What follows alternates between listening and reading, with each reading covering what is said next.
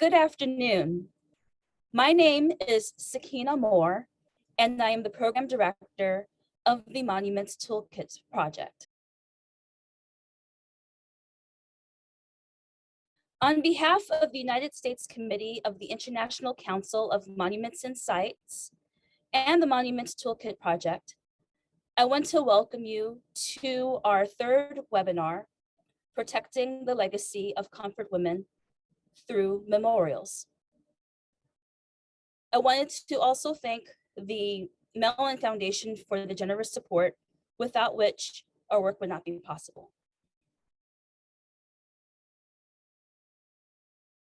The United States Committee of the International Council of Monuments and Sites, or US ICOMOS for short, is headquartered in Washington, D.C., which is the traditional territory of the Nakota, Anacostan, and Piscataway people. It is not merely enough to do a land acknowledgement, but how can we support Indigenous communities into the future?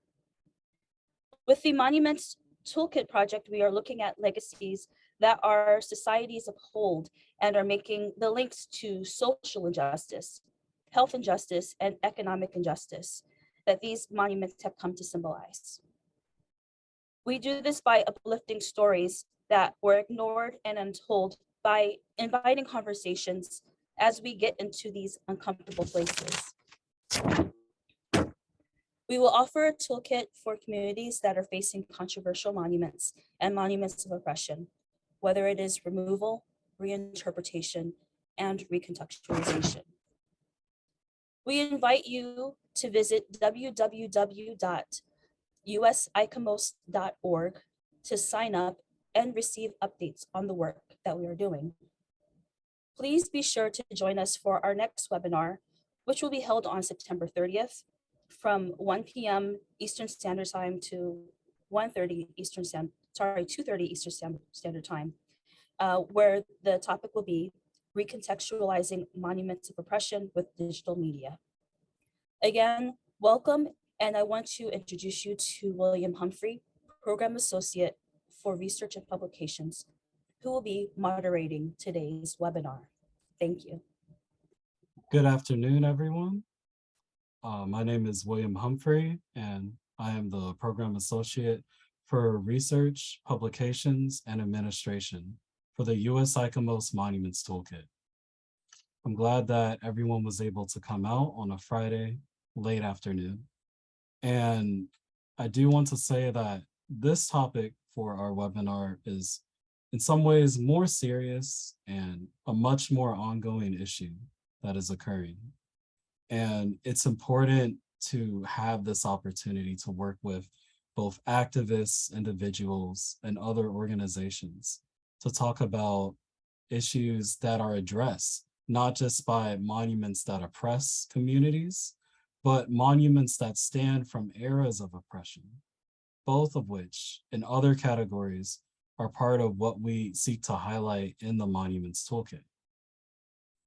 So for today's theme of Comfort Women and Comfort Women Memorials, it's important to recognize both the activism, both the repressed history, as well as the legacy of everyone that has been involved in current protests, and it is our goal that this helps inspire new or future action in the movement. I would like to first introduce Executive Director Phyllis Kim.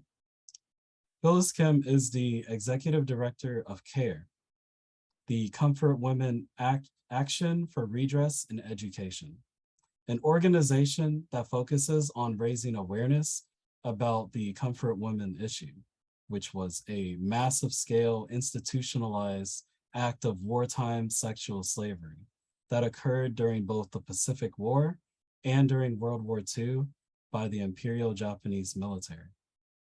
As part of a community-based organization, Kim's group joined the movement through the campaign to pass the U.S. House Resolution 121 in 2007, and has been leading a number of campaigns to raise awareness about the Comfort Women movement in the United States, including the first girl statue in the United States in 2013 over in Glendale. She participated in fighting the subsequent lawsuit to remove the Glendale statue, worked with a multi-ethnic coalition to build the San Francisco Comfort Women Memorial, Column of Strength, and had campaigned to include the Comfort Women history in California's 10th grade world history curriculum, providing teaching materials for both the high school history teachers, collaborating with Sogang University to also create Eternal Testimony, an interactive conversational video with surviving grandmothers, establishing a Comfort Women online archive at UCLA, and more. Please welcome Director Kim. Hello, everyone. Thank you, William, for the kind introduction.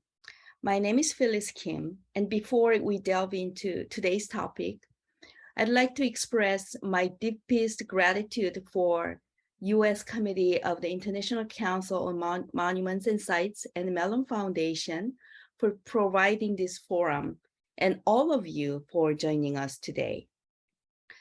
We're well into the 21st century, but the horror of war and the wartime sexual violence seem nearer than we might want to believe. I hope this forum will give us an opportunity to reckon the reasons why these egregious crimes of war are being repeated 77 years after the end of World War II. For some of you who may not be familiar with the term comfort women, here's a brief introduction of the issue. From 1932 until the end of World War II in 1945, the Japanese military government established a system of military brothel and coordinated with the private recruiters to mobilize hundreds of thousands of young women and girls from Japan and Japan's colonies and occupied countries all over Asia and Pacific. Let me share my screen with you. This map was created by a Japanese civil group, Women's Active Museum on War and Peace in Tokyo, Japan. The dots on the map represent the locations of the comfort stations in the occupied areas. Using women's body as a war strategy, hundreds of thousands of young women and girls as young as 13 and 14 were trafficked to the war zones all over Asia and Pacific with the aid of Japanese government and military to areas such as China, Vietnam, Burma, Indonesia, Malaysia, and the Philippines, and more. The women were considered subhuman, or rather, the military supply or gift from the emperor, and the comfort stations were often referred to as public toilet. The women went through unimaginable and abominable horrors, including gang rape, physical and psychological abuse, forced abortion, mass murder at the end of the war, and attempted and successful suicide. Only about 10 to 15% survived the war. The survivors lived in silence, quietly suffering from the shame and trauma.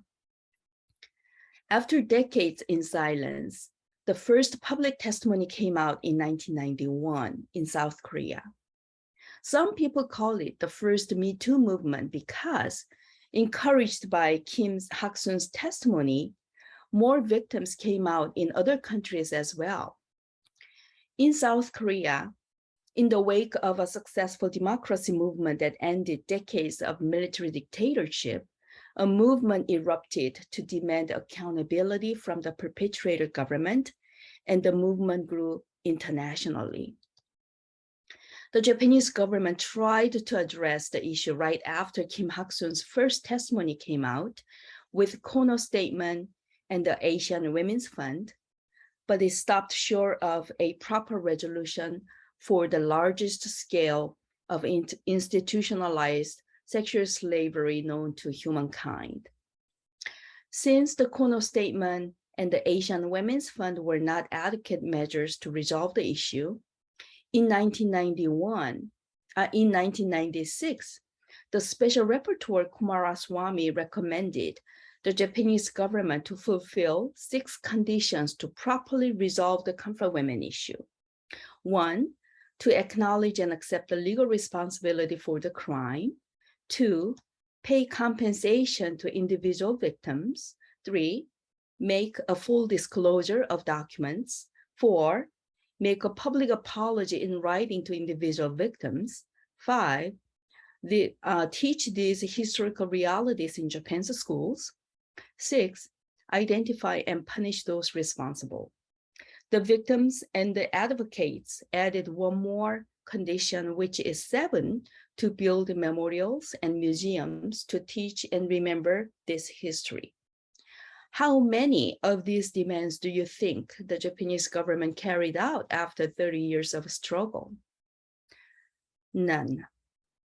Instead, the Japanese government began a full scale of history war to erase, whitewash, and revise Japan's war crimes, including the comfort women issue, especially during the 2 terms of the late Prime Minister Shinzo Abe. The international community responded to the call for justice for the victims. Various UN human rights bodies issued opinions and recommendations for the Japanese government to resolve the issue according to the 7 demands, which is the international standards. National resolutions were passed in the US and other countries like Canada, the Philippines, and the European Union.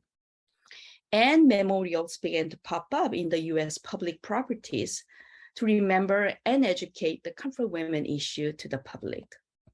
The purpose of these memorials were to remember and educate through an art form, but the Japanese government sent its diplomats to the cities that built the memorials to demand them to be removed. The Japanese history deniers sued the city of Glendale to remove the memorial. The city and the community of Glendale fought and won, but it turned out the Japanese government was behind the lawsuit.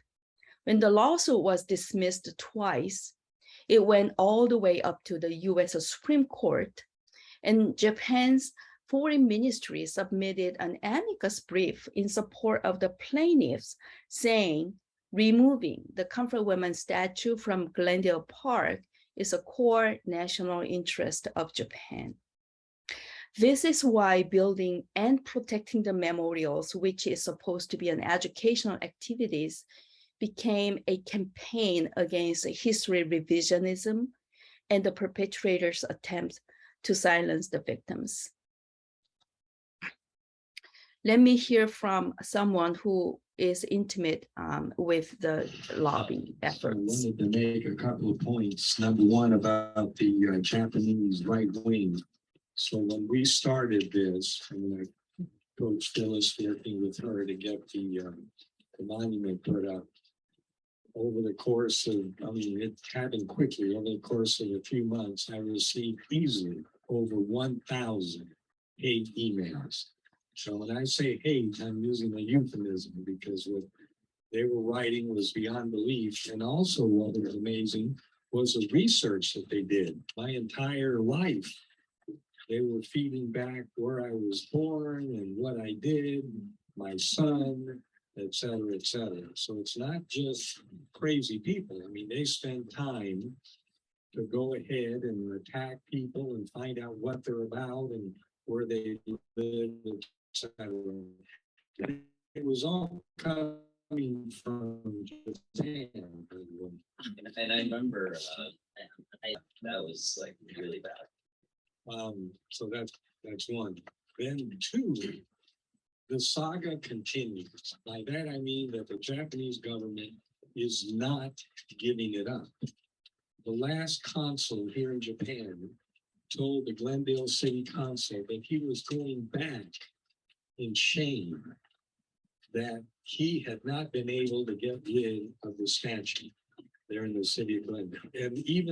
And because of that, normally when a foreign service officer, before he finishes his term wherever he's appointed, they normally tell them, well, next you're going to Spain or you're going to wherever you're going.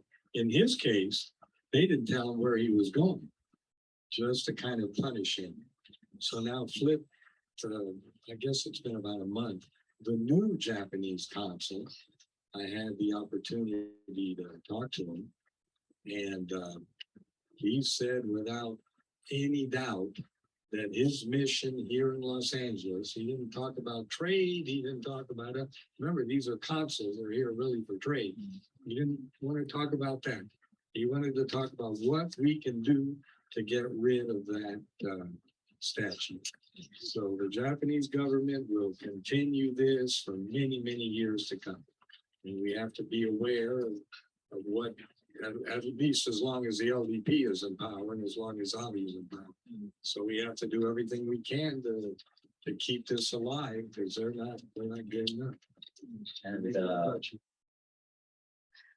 Frank was the mayor of Glendale when we built the statue in 2013, and he shared his experience during the Q&A session after the screening of Shushenjo, a great film, by the way. If you haven't seen it, I strongly recommend you to see it. It's Shushenjo, the main battleground in Japanese. So no memorial, not just the Glendale one, went up without heavy lobbies against it by the Japanese government and the history deniers. As we speak, in Philadelphia, a proposed comfort woman statue is getting heavy backlash with an argument that the statue is divisive and has nothing to do with the communities in the US. Well, their argument is wrong because Americans and Europeans were also victimized as comfort women during the war. And the issue as a women's human rights issue actually unite different communities, not only the numerous victim communities, but also the Japanese American community that acknowledges the importance of redress for the human rights violation committed by a government. They are the living witness. That's what happened in Glendale, where the local Japanese American community remains a strong supporter of the Comfort Women Memorial. So as we try to honor and remember the Comfort Women through victims through the memorials, we should be fully prepared and get ready to fight against these lies. Now, it is also important to point out that the victim's own government often will not stand on the victim side. In case of the South Korean government, the conservative Park Geun-hye administration struck a backdoor deal with the Japanese government in 2015, which was designed to erase and silence the victims with some aid fund from the Japanese government. And more liberal Moon Jae-in president gave in and acknowledged the 2015 announcement, which he campaigned against during his presidential election because it was far worse than the Kono statement that we discussed. So it is a grave mistake to assume victim government will represent the victims correctly, as we can see in the cases of South Korea, Myanmar, or in other various countries such as in South America, Africa, Middle East, and Eastern Europe. So Grandma Lee, now we only have 11 survivors who are living in South Korea and more in other countries. But in South Korea, there's only one, Grandma Yong-Soo Lee, who is still active.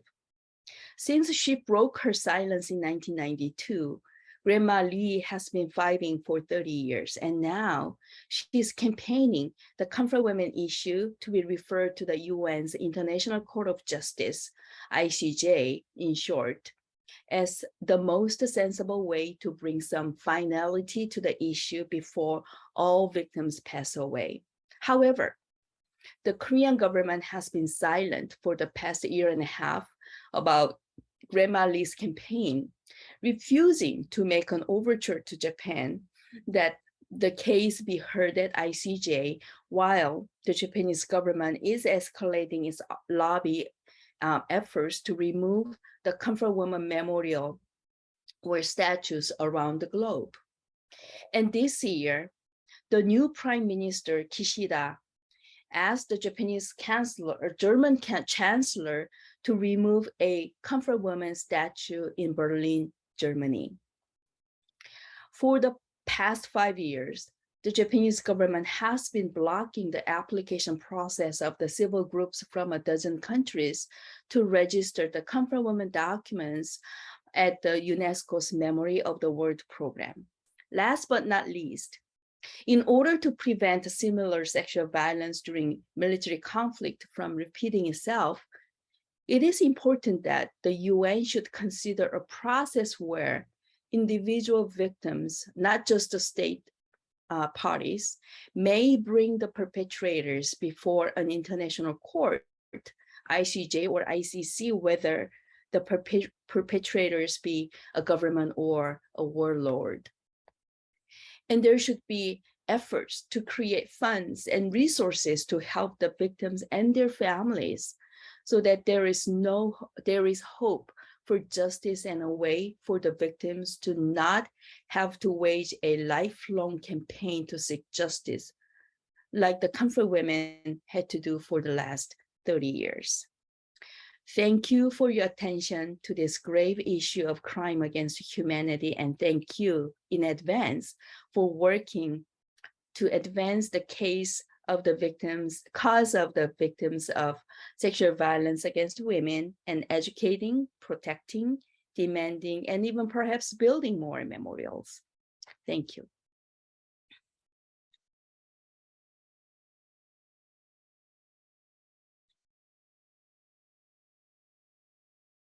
Thank you, Phyllis. I was actually quite surprised because I did not know that the battle around the Glendale monument had actually reached both the consulate and the mayor himself. So if there's time at the end, I'd love to hear more about that. For our next speaker, I would like to introduce Ms. Sharon Cabusel Silva. Sharon is a longtime women's rights activist from the Gabriela Women's Alliance in the Philippines. She is also active with the human rights and peace movements throughout the country. In 2017, Sharon spoke before the working group of the United Nations Human Rights Council on the state of women's rights in the Philippines. Today, she is the current coordinator of Lila Pilipina, the organization of Filipino comfort women and representative of. Please welcome her to the webinar. Good afternoon, everyone, and good morning to those who are in the Philippines. It's 4:30 a.m. here in our country, and I hope you bear with me as I have had very little sleep. Probably some of you, Phyllis and Judith, would know Richilda Extremadura, who was the former coordinator of Lila Pilipina for about 15 years, and she just passed away the other day due to complications of her of diabetes and other medical conditions that she has had this past years. Richilda served Lila Pilipina for about 15 years or more during the most difficult period when most of the lolas have passed away one by one. And everyone could just imagine how difficult it is now for the Filipino comfort women that they have been struggling for more than 30 years with very few of them left now, less than 10 of them left now surviving. But justice is yet to be achieved in spite of the many battles on the streets, in Philippine and Japanese courts, at the UN, and many other venues that they have tried to bring their cause. But there's so much or there's very little attention that we have received from our own government. and justice is yet to be served by the Japanese government. So I would like to talk about the efforts that Lila Pilipina has done for the past years to memorialize the issue of the comfort women. Um, I don't know if you've heard about the comfort woman statue that was installed on Rojas Boulevard, which is the main tourist area here in our country. On December 8, 2017, a comfort woman statue was installed in cooperation with the National Historical Commission of the Philippines. The installation was led by several groups of supporters of comfort women, of the Comfort Women campaign and other descendants of World War II victims. But only about 4 days later, on December 12, 2017, the then Cabinet Minister Yoshihide Suga organized a press conference in Japan expressing that Japan regrets the installation of a comfort woman memorial in the Philippines and said that it would take up the matter with the Philippine government. Around the first week of April, a supporter of the Comfort Women campaign happened to pass by Rojas Boulevard and saw that that some equipments and facilities were being readied to remove the Comfort Woman statue. So we decided to form an alliance that would later be called the Flowers for Lolas, Lolas being the term that we used to refer to grandmothers here in Filipino. So,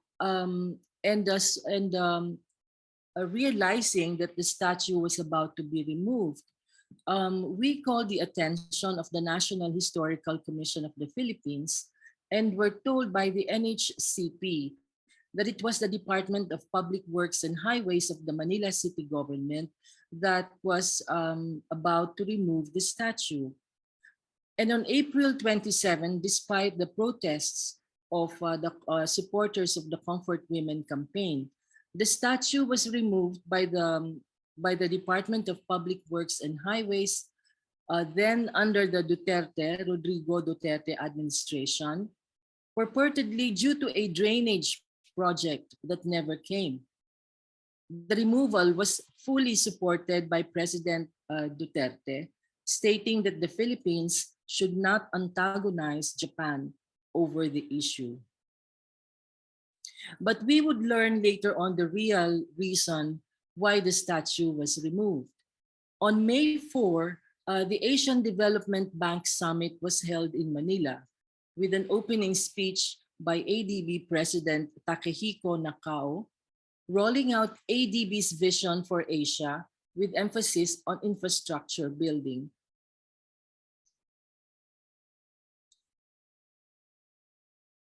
In August 2019, the statue removed from Rojas Boulevard in 2017 was to be reinstalled at the Baclaran Church in Manila.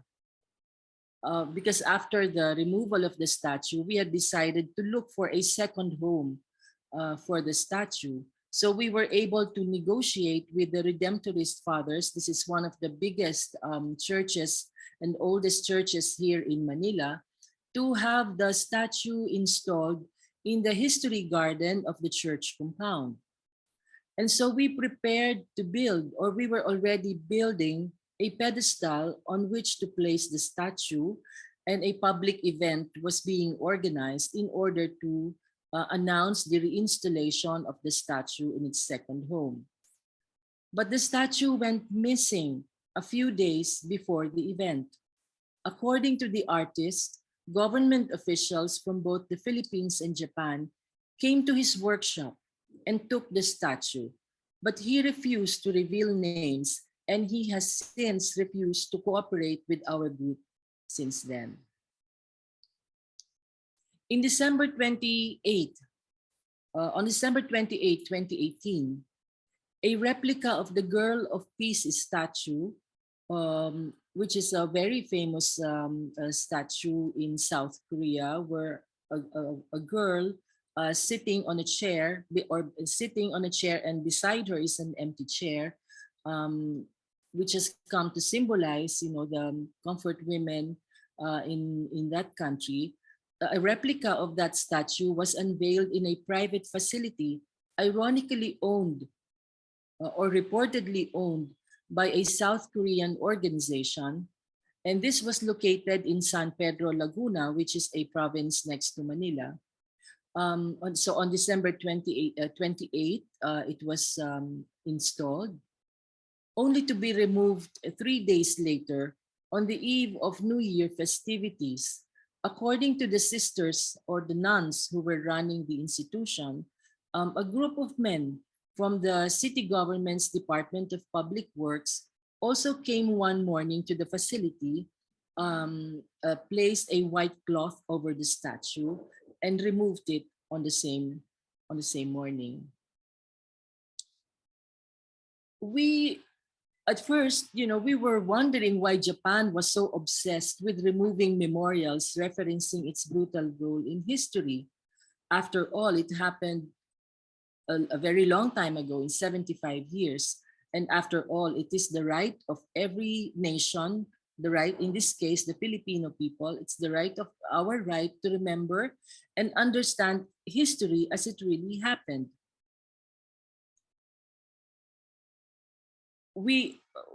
I could only put it this way, no? The politics of memory, in the case of the comfort women issue here in the country, as far as Japan is concerned, also means the politics of war and profit.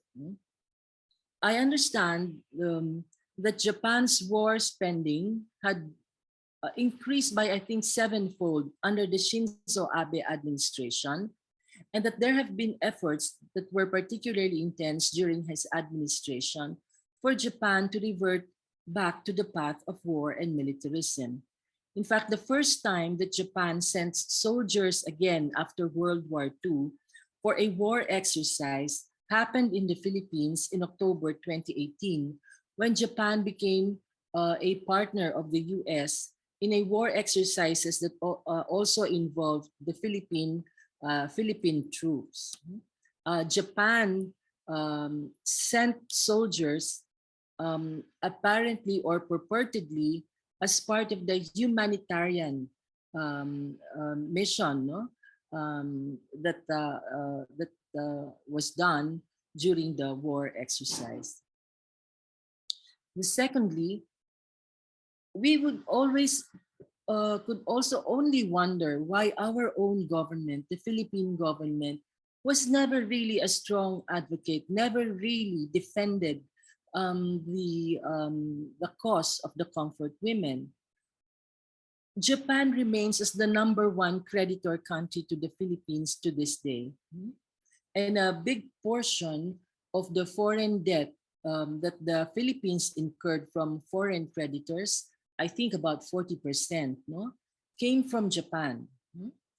I think this, so we can say that while Japan was a foreign colonizer or occupier during World War II, there remains this neo-colonial relationship between Japan and the Philippines to this day. And this puts the Philippine government in a very, very disadvantaged position. So that whatever Japan dictates, no, on the Philippine government is just very eager to oblige. Well, we can also take note that while these loans and debts that Japan provides to the Philippines supposedly goes to the flagship projects of the government, these funds also are a big source of corruption for the Philippine government. So there you can understand why many of our Philippine officials, past and current administrations, have never really lifted a finger and have always been there to defend Japan, no, from the criticisms and protests of the comfort women advocates and supporters. I would just like to maybe share a few of the pictures that to give you a visual um, or to help you imagine the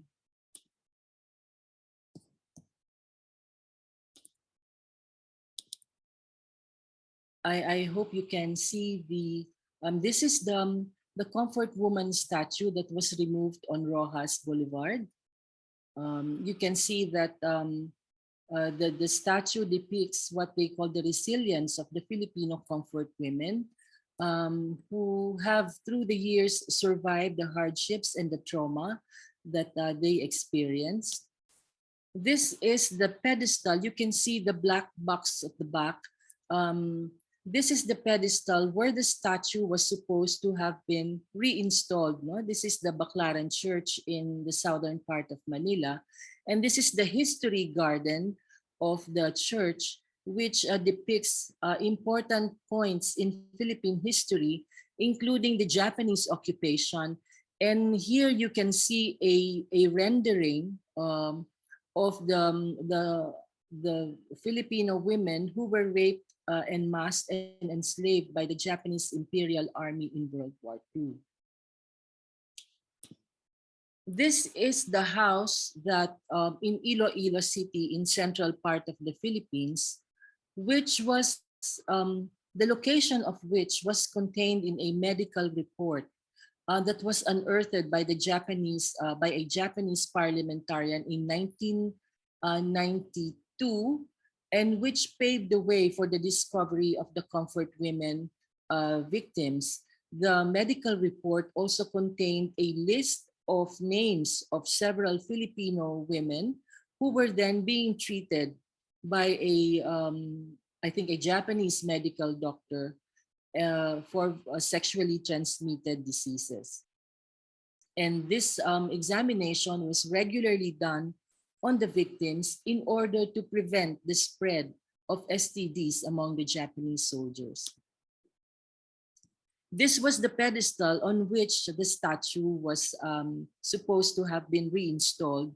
And in spite of the statue being declared missing by the artist, we went ahead with the event and installing just a makeshift memorial or marker, as you can see. And the two women here, this is Lola Estelita D and Lola Narcisa Claveria, are two of the surviving comfort women victims. So today, almost 30 years after the first Filipino comfort women came forward with their stories of military sexual slavery in the hands of the Japanese Imperial Army, there are very few survivors. And most of these survivors, and even those who have passed away, have never really recovered from the trauma that they have experienced. Trauma not only in the emotional and physical sense, but it is a trauma that they have passed on to their descendants, no, at least to the first and second line generation of the families of the Filipino comfort women, because as war destroyed, ruined the entire nation during World War II, many of the victims never really got out of poverty, never really got the chance to enter formal employment. None of them, or at least a very few of them, had the chance to travel and to relocate abroad. So many of them remained in lives of poverty and trauma. And it was only when they joined Lila Pilipina, the Comfort Women campaign, that they, to a certain extent, no, were able to to to to minimize the effects of the trauma that they experienced, because it sort of empowered them to fight for the justice that they have long been wanting. But for many years, for about 50 years after the war, they only kept the experience to themselves. Many of them never told their families. And in fact, some of them, in the case of Lola Estelita here in the picture, for example, the children, her children only learned about her experience only after seeing her on television, joining the rallies that Lila Pilipina organized in front of the Japanese embassy. So right now, our campaign would be to call on the Japanese government to finally atone over the war crimes that it has committed against Filipino comfort women. The war reparations that Japan paid to the Philippines, um, contrary to the claims of the courts that dismissed the cases that were filed by the Filipino comfort women, has not yet really included the issue of military sex slavery and the rapes that were done against probably thousands of Filipino women. Because this issue was not yet known at the time that the reparations were being negotiated, or even at the time that that the reparations were paid to the Philippine government. So um, so I guess I will just stop here, and we can perhaps answer questions during the open forum. Thank you very much. Thank you, Sharon. And next, our final panelist for today is Miss Judith Merkinson. Judith is a long-term women's and human rights activist. She began her association with the Comfort Women movement in 1991, when she co-organized the first North American tour of a survivor with Lila Pilipina. She has spent decades doing international solidarity work and is a co-author of the 2019 National Lawyers Guild Report, the Lasalin Massacre, and the Human Rights Crisis in Haiti. Judith is also active in the work for the freedom of political prisoners. She is a former president of the San Francisco Bay Area chapter of the Lawyers Guild and currently serves as a co-chair of its international committee. Today, Judith is the president of the Comfort Women Justice Coalition, or CWJC. Hi, everybody. I'm so glad to be here. Thank you so much, US ICOMOS and the Mellon Foundation. And thank you to Phyllis and Sharon for your really interesting reports that make it much easier for me. And I also want to offer deepest condolences to Lila Pilipina for losing their long-term leader. I'm going to share my screen as well.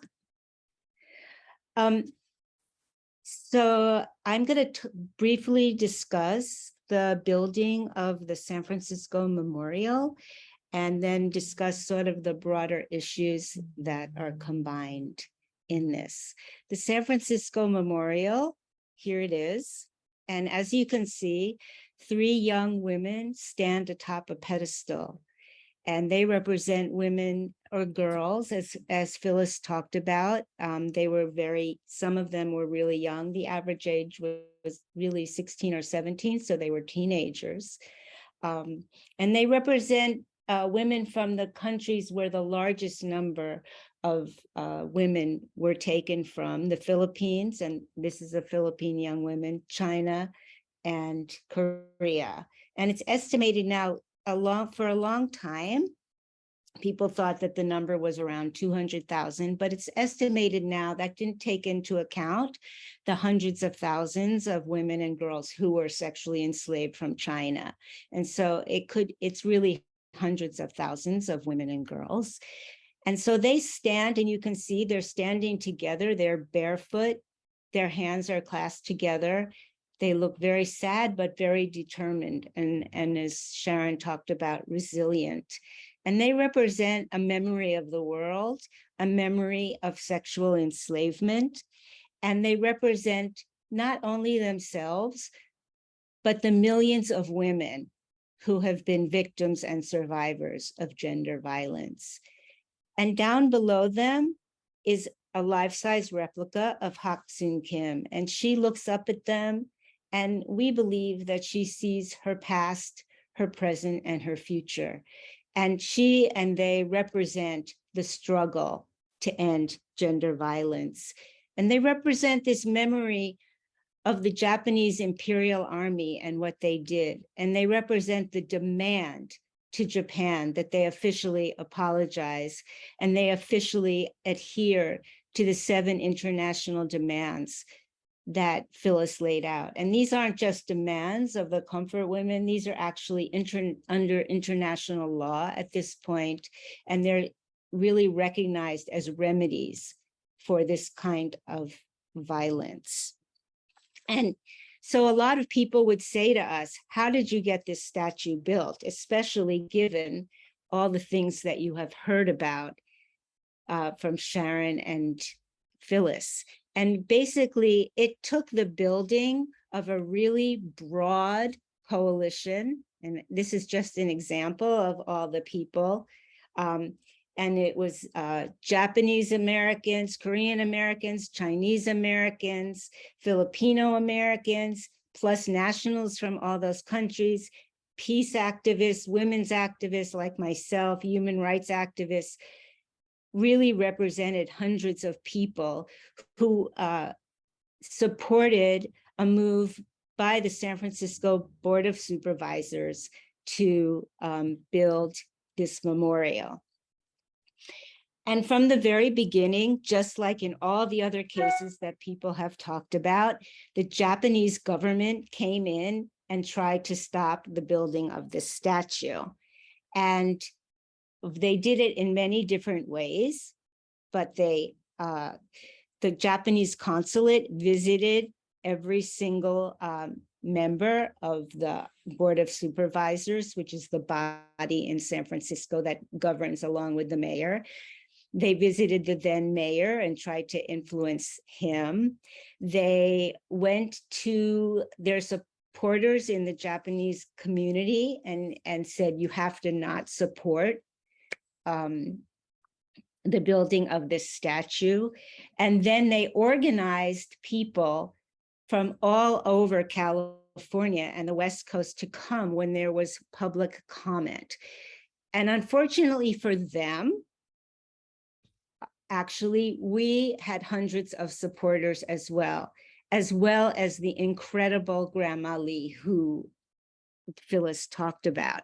But they really still, the denialists came in force, and their arguments were similar to the ones that Phyllis laid out in terms of Glendale. They said it was aside from the stuff that it wasn't true and all that, which I will show you, they also said that it would build disharmony, it would create racism against Japanese youth, and that it just wasn't right to do, although people recognized that it was horrible that what had happened to the comfort women. Building a statue would build disharmony and would also increase the feeling, anti-Japanese feeling in the city of San Francisco, which of course in the United States has a long history of anti-Japanese racism from World War II. So we countered all those, and there were many members of the Japanese American community who also countered that. But we still had to deal with denialism. And I'm just going to play this clip. I think the first thing I'd like to convey is that the comfort women's stories generally propagated in this country are totally false. They are not true. For example, 200,000 people, that's not true. Possible recruitment, that was not true. And, say sex slaves, that is not true. Mr. Mera, that's not what she said. Are you calling her a liar? Please. There's Grandma Lee. Thank you to Miho.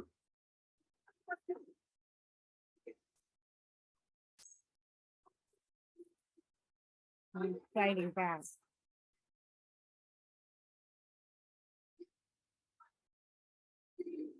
I do want to address This is one of some the of the Board of members of the Supervisors. audience that came here, though, and spoke to deny what happened.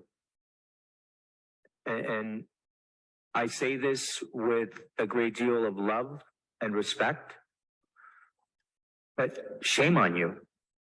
Shame on you. Shame on you for denying what happened, and shame on you for the personal attacks on this woman, Grandma Lee, who had the courage to fly from another side of the world to come here to speak her truth. Amazing. And by the way, I hope that the Japanese government is not behind some of these denials. And then this is what the denialism went all the way, just in the other, as in the other cases, the denialism went all the way up to Shinzo Abe, who said it's deeply regrettable that San Francisco City's assembly vote to accept the statue is at odds with our country's position. Abe stated during leaders' question in the lower chamber. He also stated that the Japanese government had filed an objection against the California city acceptance of the statue.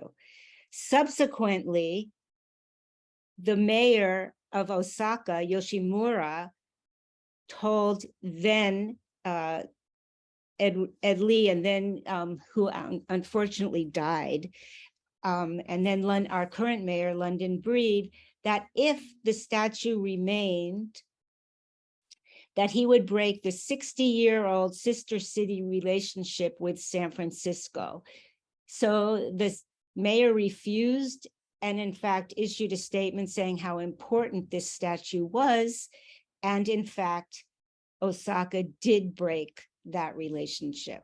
And I just want to, in all the times, the Japanese government, as Phyllis and Sharon have talked about, have issued statement after statement. And in 2021, they issued another statement, and you can find it on the Foreign Ministry's website, that specifically said, and this was part of the 2015 agreement, the numbers are wrong, they weren't forced, and they weren't sex slaves.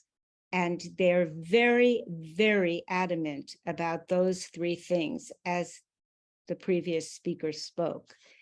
But let me show you, oh wait. Okay, this is from a Japanese document. These are regulations for the comfort stations. So this was very deliberate, and it was done, you can see that it's institutionalized by the Japanese Imperial Army. And sometimes in the past, people have said, well, there's no evidence. And it is true that the Japanese Army, when it became clear that the Americans were going to come in and that they were losing, burned, just as the Nazis did, burned thousands and thousands of documents, but they didn't burn them all. And they kept very good records, just as the Nazis did. And so there are records, very clear records of requisitioning, of orders of sending women from one country to another. We need 50 women to go to Borneo. We need 50 women to go to what's now considered Taiwan. We need that. And here are all the regulations. So all of their arguments that this didn't happen are completely false and are basically lies. They're the ones that are lying. They're the ones that are denying what it is. And from the very beginning, our statute did not just talk about the past. We also talked about the present. And we were very clear, and so was the Board of Supervisors, that the statute had to represent the struggle against gender violence and sex trafficking in general. That we can't just, the power of these statutes has to be that we listen to the voices of the women, and that the women from World War II and the women from today. And so even though our primary emphasis, this is a Grandma Lee with Haksun Kim, even though our primary emphasis, of course, has to be demanding an official apology from Japan, we have to highlight the fact that this is continuing to happen. And so we also have to question, why did it happen? What gave them permission to do this? And in doing that, we have to look at the relationship between patriarchy and Japanese society, the total interconnection between patriarchy and militarism, not just in their society, but in all societies, and that when we look at the treaties that were done that Sharon talks about, it wasn't just that they didn't know about it, it's that they didn't care. They still regarded the fact that women would get raped during war as something that was normal, that was just part of it, and that men really needed this. And the Japanese government said explicitly, we have to provide sex for our soldiers because, number one, we don't want them rampaging through the countryside, raping people, but also we want to give them some comfort. And we want to make sure that it's regulated so that they don't get diseases, so that they don't spread secrets to other people, and so that we know what's happening. But we know that life for Japanese soldiers is very harsh, and therefore we have to provide them with some relief. And that's what we have to counter today. That's when we look at the issue of the comfort women, we have to say that rape during war cannot be tolerated. And in fact, in 1993, the comfort women, many survivors went to an international conference in Vienna, and that began the process where rape as a strategy of war was beginning to be deemed a crime against humanity and a war crime. And that's what it finally was made into international law in something called the Rome Statute, but that's what actually is true today. We wanted also to talk about, we could look at the comfort women and we could see what is it, how do we look at historical denialism in general? How do we look for us in the United States at our own societies?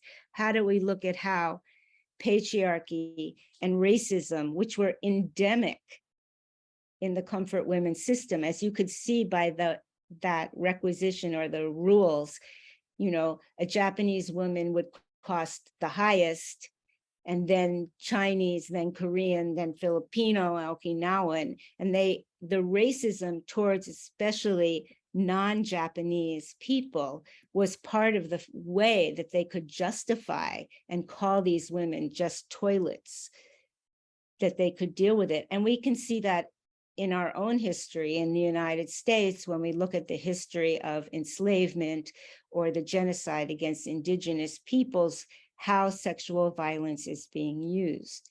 And so that's really incumbent upon all of us to look at our own societies and see the relationship between what happened to these women and what's happening to women today. And I think that's, you know, when Phyllis talked about this isn't just in the past, that we can use that for the present, we see wars happening all over the world. We have no idea, for instance, what's happening to women in the war in Ukraine or the war in Yemen or in many of the other places. There's femicide. The issue of femicide is becoming really critical in Latin America, and women are beginning to fight against it.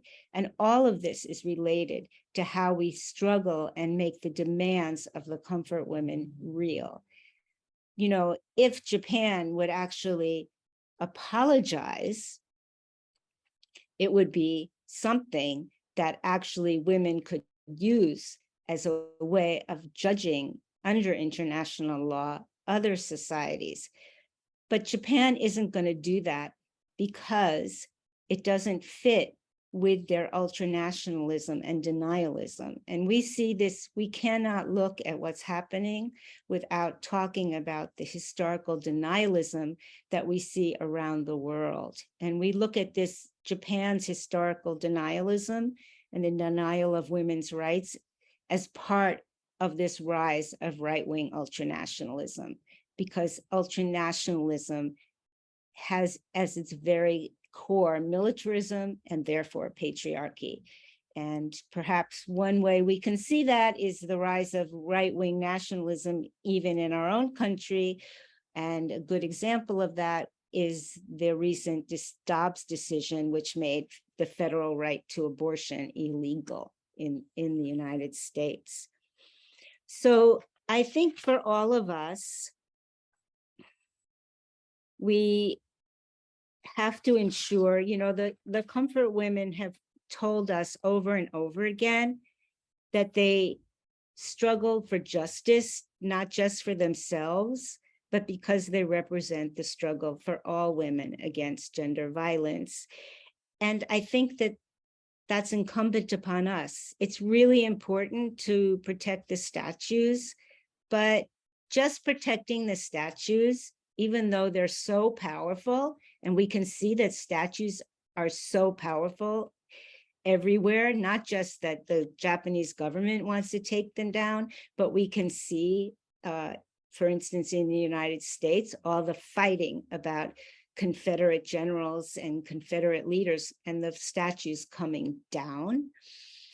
But we should protect the statues. We should memorialize. Statues give a visual presence to these demands, but just statues isn't enough unless we accompany it by action, by campaigns, and that we continue to demand to the Japanese government and to all governments that the issue of rape during war and the issue of sexual violence in general be addressed and ultimately will end. If we look at the struggle of the comfort women to be part and parcel in that, and we look at their fight as our fight, then we will be very powerful. And we can see that this is not the past, it is the present, it is the future. And certainly I think we owe, the Nainais, the Lolas, the Jaimenes, the grandmas, and our own antecedents and those who are going to come after us. We owe it to all people that we do this struggle, we protect these statues, and that we continue to fight against gender violence. Yeah. Here's our statue.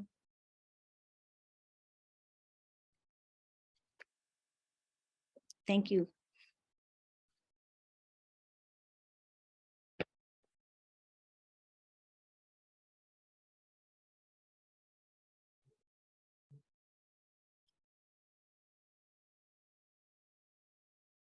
Thank you, Judith.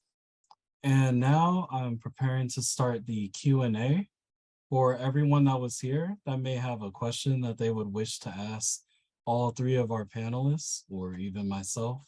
You can please submit them using the Q&A feature on Zoom, and I'll review the questions and pose them forward.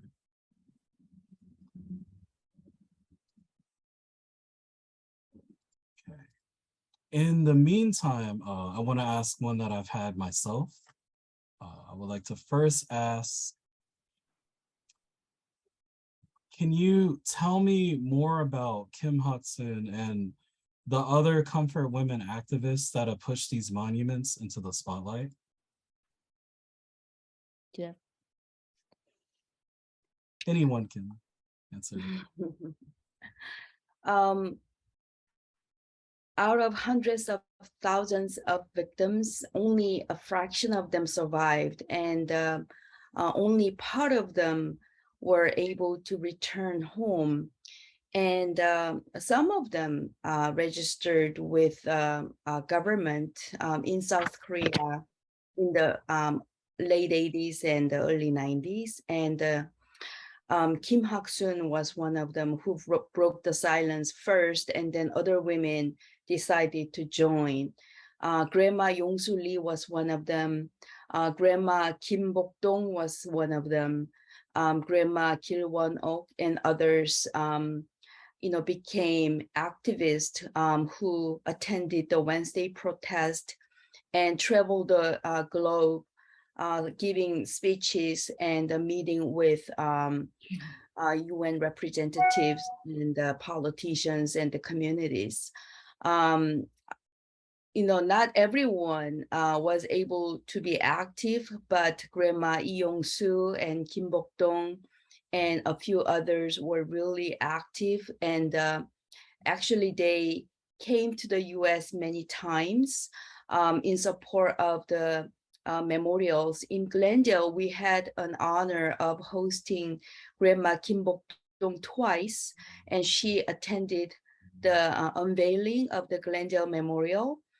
Grandma Lee Yong-su helped San Francisco Memorial in 2015, and she also attended the unveiling of the memorial in 2017 as Judith shared the photos from those events.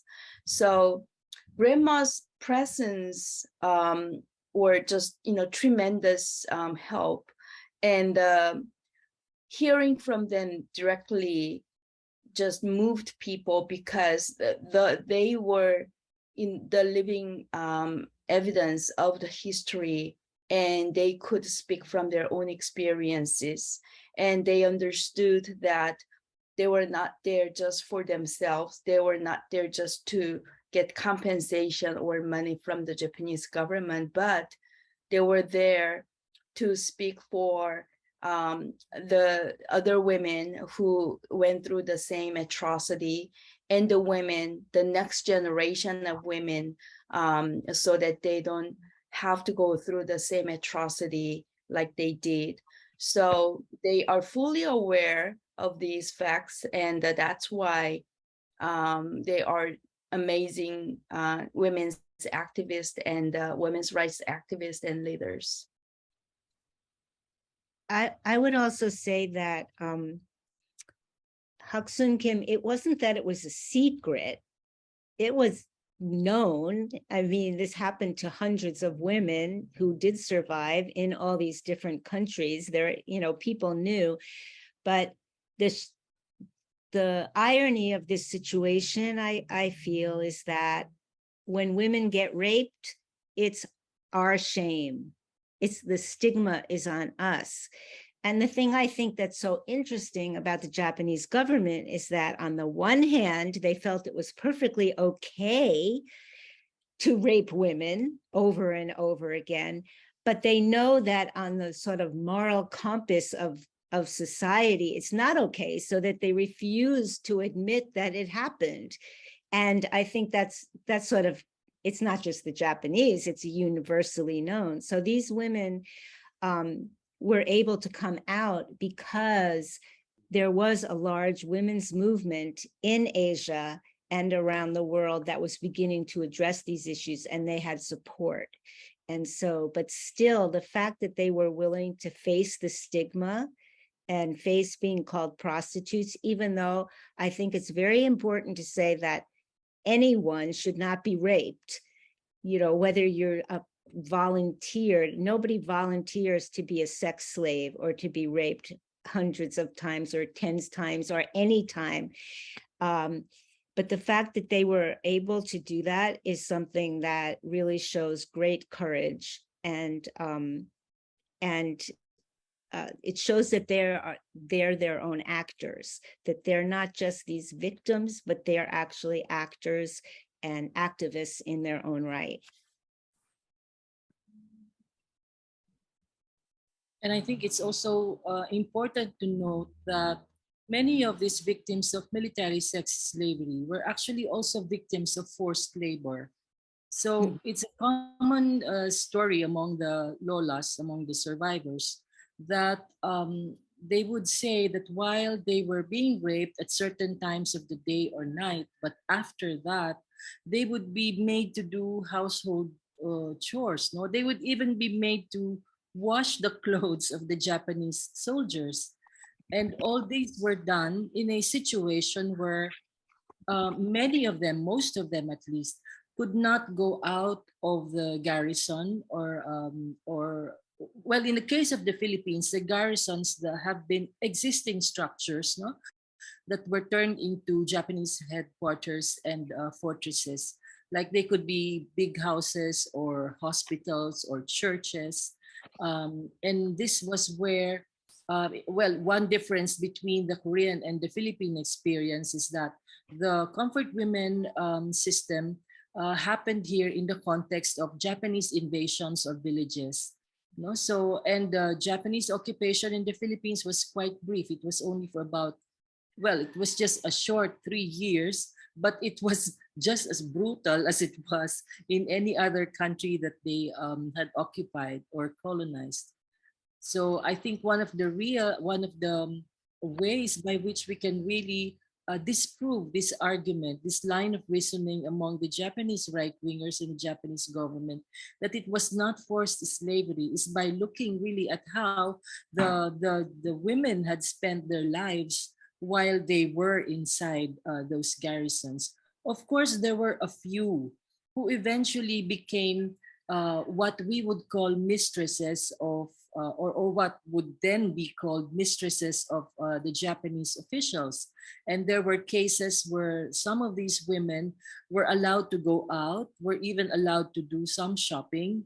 And that was, I think, one of the main arguments that are being used by the Japanese right-wingers in order to disprove the comfort women narrative. But as one Lola would put it was a war situation. We had no choice.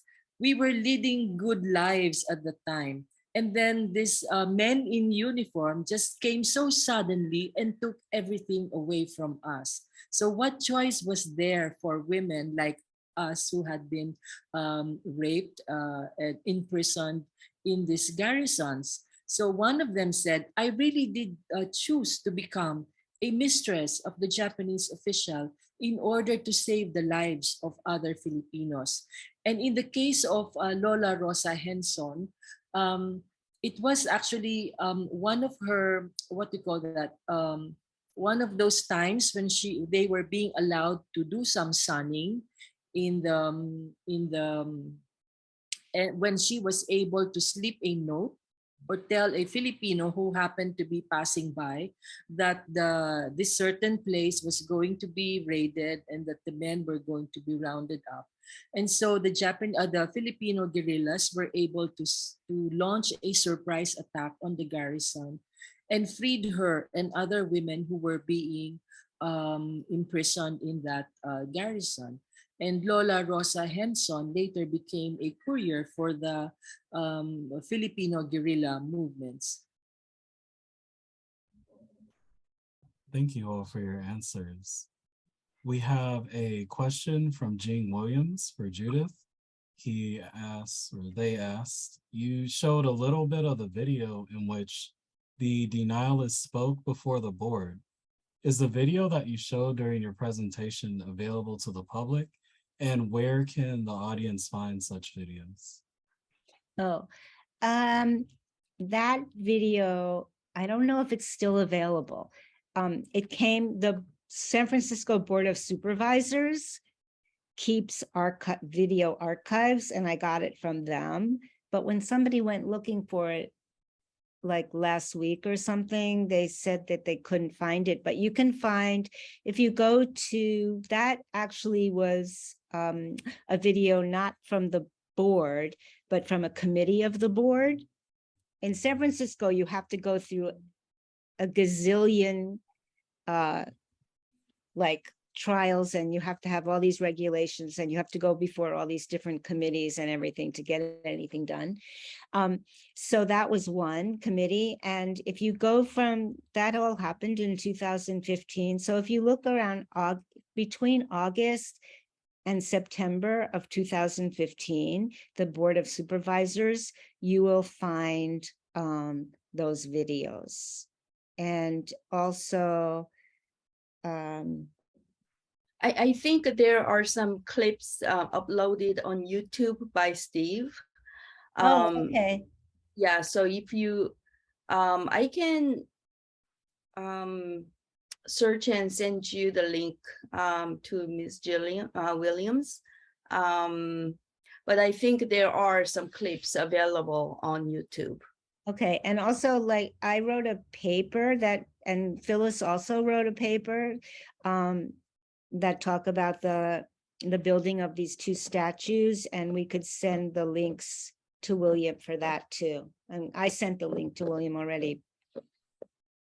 Yeah. Sharon, you mentioned during your presentation that they were going to reconstruct the Comfort Women Memorial near a church in their history garden. You did say what had happened with regards to the artists and how it was removed and they've been silenced. But I wanted to ask, did they pressure anyone that was managing the church that was that owned the garden? Were they also? Yes, actually they did. Actually, what happened was that for about 3 days, while we were building the pedestal where the statue was to be placed, there's a coffee shop that was also being operated by the church, and there was a group of policemen. It's just a very small coffee shop of about maybe 3 or 4 tables, and a group of policemen um, with their firearms, occupied the coffee shop for the whole day, and daring the service crew of the coffee shop to tell the Redemptorist fathers, the priests, that they are there, and they just stayed there the whole day for 3 days. They were trying actually because the coffee shop was located just a few meters away from the pedestal. And I think the main message was you shouldn't go on with what you are planning to do. But of course, we just ignored them and they went away. But then when they went away, that was when the artist declared that the statue was missing.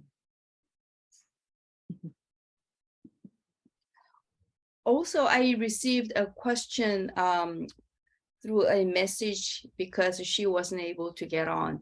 How should we best protect the monuments? How about hear from Merck and Sharon?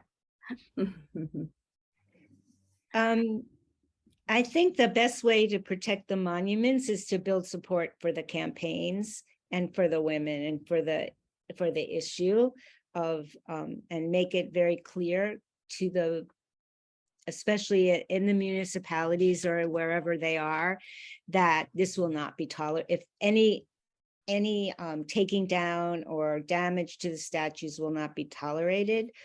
I think that's the best way. I mean, it's interesting because our statue has been vandalized like several times. And in fact, I think William was just there and he might have noticed there was a scratch, like certain in the plaques has been scratched out. So we're constantly having to sort of redo the statue in that sense, to repair it. But I don't think in San Francisco, I really think the statue is there to stay, unless there's, massive earthquake or something. Yeah, I agree because in Glendale, when we installed the monument and when the lawsuit was raised against the city of Glendale, actually the city council stood very strongly behind the statue, and it was said during the event that one of the council persons said that we really thank you the community and especially the Korean American community for bringing the issue and bringing the statue to Glendale, because this has put Glendale on the map, and this has opened up our eyes, and it is such an important issue that we weren't aware of it. So I think building community and working with different communities and building support is the best way to not only just to protect the monuments, but also to build the awareness in the community that such a thing shouldn't repeat itself again. So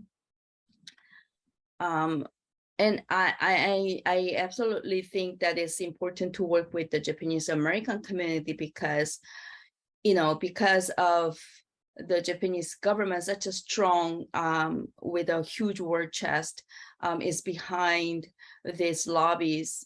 Japanese American communities. So sometimes some people in the community can be more susceptible to those pressure from the Japanese government, but we really want to work with them and to help them understand that accepting the shameful history does not make Japan or Japanese people bad people.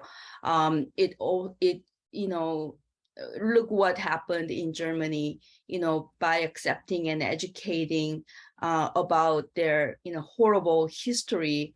Actually, Germany has more respect from the international community, and different communities are willing to work with Germans. So I think Japan will have a lot to gain by accepting the responsibility and trying to work together with the victim countries to raise awareness and to prevent the sexual violence against women during wartime from happening again. Yes, I can only fully agree with Phyllis and Judith about building the necessity really of building a strong movement that will support and protect the comfort women legacy. And I think also this related question or that has to be done also is the issue of historical inclusion. Educating the young people in our country, it's very, at least in the Philippines, it's very, very important because the advancement of the comfort women movement or cause for justice has been largely a private effort. We have had really no support from past or current Philippine governments. And one of the things that will really have to be done is to sustain the movement itself. And how do we do that? It's really the need to organize young people who will carry on the work, especially now that even we, the advocates and the supporters, are also growing old and passing away. And well, hopefully not for not us in the very near future, no. But the real need to be organizing young people to carry on with the work and to institutionalize the teachings of the historical injustices that had been committed by the Japanese government and all other foreign colonizers, actually, even the US, even the Spaniards, in the case of the Philippines. So these are the things that has to be done to be institutionalized in order to protect the legacy of the comfort women. And I think it's very, very important because the comfort women have become icons in the struggle of many women in the world for justice, though they have not really achieved it, but the courage and the tenacity and the commitment with which they have launched their struggle for justice is something really that inspires many women victims of military sexual violence in many parts of the world, even today. Thank you so much for your answers. I think also that the statues have allowed us to do education, like both in San Francisco and in Glendale. It was the building of the statues. After that, like after sort of that was achieved, that the next step right away was to go to the boards of education, was to go to the State Board of Education in California and say this should be included in the curriculum to work with teachers. But it was actually in the process of building this statue and using it. And in the process, I mean, Japan, people would say to us, all this over a statue? And it's sort of like, really? About sexual violence? And we would say, yes, that's how important this issue actually is. And that's why we need to educate and really be clear with, yes, the next generations about this. I think that the building of the statues, at least I can speak for the ones in California, actually made it possible for us to educate hundreds and hundreds of people through the process. And ironically, the Japanese government helped us. Sorry to interject, but we are a little low on time. I do want to ask for the final question. Could you all briefly describe the most memorable experience you've had when being around either of these monuments? Anything you've seen? Just briefly. When I go to the Glendale Memorial, sometimes I have interviews and the meetings at the site of where the memorial stands. I see sometimes teachers from the nearby church or school or the parents bring their children or students to the site and tell them about the history. And they're not just Koreans, they're, people from the community, and sometimes people come all the way to Glendale to see the statue. And it's really touching to see the memorial, being the very important tool to hand down this history to the next generation is the most touching part to see. In my case, it was the response of Lola Estelita D when I told her that the statue on Rojas Boulevard had been removed. And she said, "It's the only thing we've got." And they even took that away. Yeah, whenever I go to the statue, I'm just struck. I can't say that there's one moment. I mean, the unveiling was amazing, and seeing Grandma Lee look at the statue, especially of Haksung Kim, and she said, "I feel like she's right here with me," and that was really moving. And then, all those girls, young women, are modeled after real people. And in the case, especially around the Filipina, since I've worked with Gabriela for so long, I feel like I know these women. I know them. I'm feeling what they feel. And I think other people, when they view these women, they feel that too. They're really alive. They're not dead. And I think that that's very moving, because it shows like this is a living issue.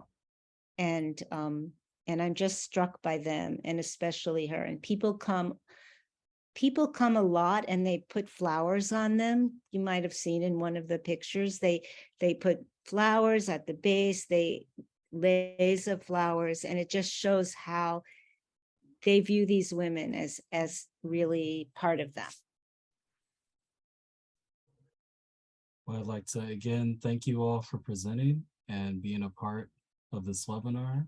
I really appreciated a lot of the new information that was brought up, and that we were able to display that a lot of this, and not just protests, but even in the fight against human trafficking and sexual violence in general, still relevant to many different communities. And to close out, I would like to welcome once more Director of the Monuments Toolkit, Sakina Moore. Thank you. Thank you, William. Right. And again, I wanted to thank Phyllis Kim, Sharon Cabasal Silva, and Judith Merkinson for giving us more insight into the Comfort Women Memorials. And thank you for all of your work to bring awareness to this very important issue. Again, I wanted to thank everyone for joining us this afternoon. And I wanted to invite you to, again, follow us to sign up at www.usicomos.org to receive updates on the work that we're doing. Again, I wanted to thank the Mellon Foundation. Without the generous support, our work would not be possible. Also, please be sure to join us on our next webinar, which is going to be September 30th at 1 p.m. Eastern Standard Time, where the topic will be recontextualizing monuments of oppression with digital media. And please be sure to be on the lookout for our survey to get your feedback with regards to the webinars in general. And if you signed up for that for this webinar, you should be automatically receiving that in your email. Again, thank you so much for joining us, and we look forward to seeing you at the next event. Have a great weekend.